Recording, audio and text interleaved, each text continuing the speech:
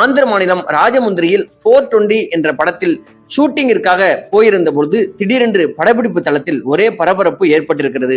என்னவென்று விசாரித்த போது பிரதமர் ராஜீவ்காந்தியை கொன்று விட்டார்களாம், ஷூட்டிங் கேன்சல் என்று படக்குழு தரப்பில் கூறப்பட்டதோடு எல்லோரையும் ஹைதராபாத்தில் இருக்கிற ஒரு ஹோட்டல் ஒன்றில் பாதுகாப்பாக தங்க வைத்திருக்கிறார்கள்.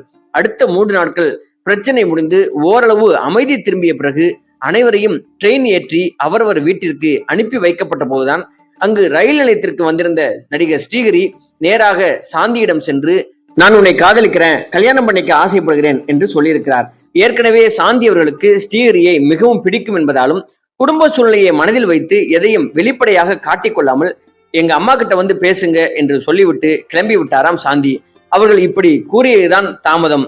அவர் சென்னை சென்று அவர் வீட்டிற்குள் நுழைவதற்கு முன்பாகவே ஸ்ரீஹரி அவரது வீட்டில் இருந்தாராம். சாந்தி தன் அம்மாவிடம் ஏற்கனவே ஸ்ரீஹரி பற்றி சொல்லி இருந்ததால் அவரது